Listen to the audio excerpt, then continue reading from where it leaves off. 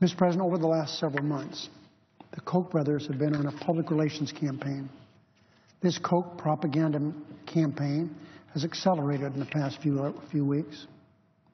Charles and David Koch have been going to great lengths to convince the American people that they're not just a couple of billionaires who are trying to dismantle Social Security and who closed the Export-Import Bank, putting 165,000 Americans out of work and costing the government billions of dollars, and that these two men fought a zoo in Ohio.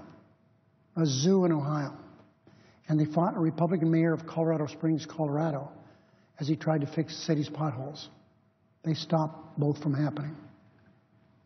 The Kochs want everyone to believe they're not the ones rigging the system to benefit themselves and their wealthy friends. The Koch brothers are spending their vast wealth holding newspaper and television interviews on their propaganda campaign. But in spite of all their efforts, this Koch media tour has failed to bury the one simple truth. The Koch brothers are trying to buy America. During an interview yesterday, the scales fell away once again and revealed the Koch's true intentions in justifying his and his brother's efforts to inject hundreds of millions of dollars into conservative political campaigns, in fact, almost $1 billion. Charles Koch said, quote, "I expect something in return," close quote. The Kochs aren't getting plenty in return. So far, they bought a Republican House, a Republican Senate, a government shutdown, announced as Speaker of the House, a shuttered Export-Import Bank, and a Republican presidential field which nearly every candidate kowtows to these billionaires. But that's not all. The Kochs have also procured a media that is intimidated by their billions, too intimidated to hold them accountable.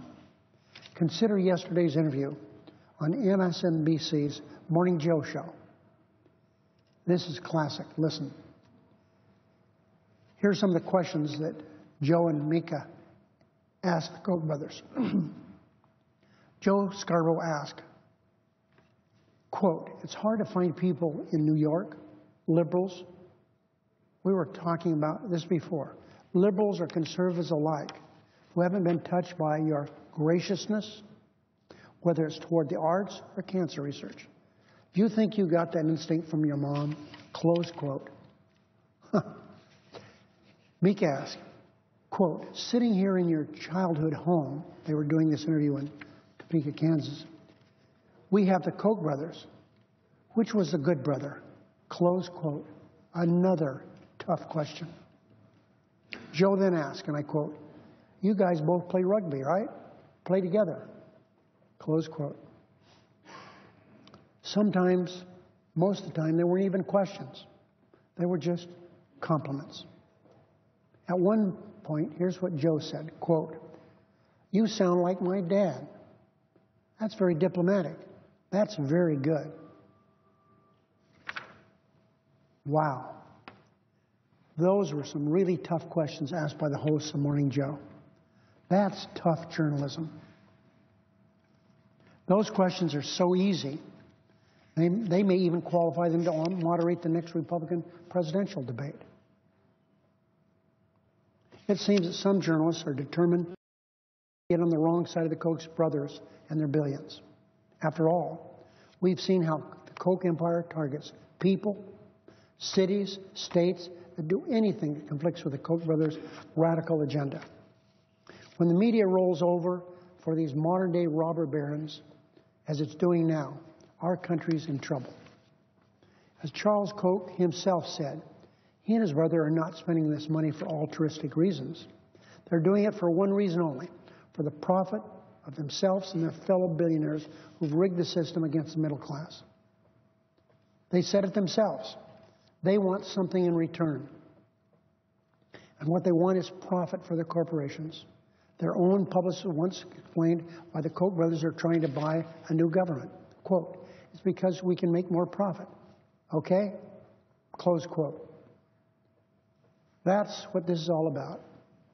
That's what this is all about for Charles and David Koch. Bigger profits, more money, $100 billion or more isn't enough for them. By their own admission, the Kochs will spend and spend and spend until they get the government they want. A government that lets Koch Industries do what it wants. A government whose sole goal is to make these billionaires even richer. And unfortunately for the United States, the Supreme Court has constructed a political system that allows them to do just that. Citizens United, this case Citizens United, decided in January 2010, has effectively put the United States government up for sale to the highest bidder. And right now, the highest bidder are the Koch brothers.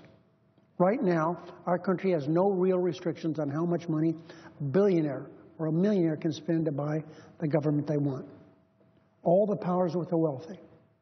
And that puts the middle-class Americans at a significant disadvantage.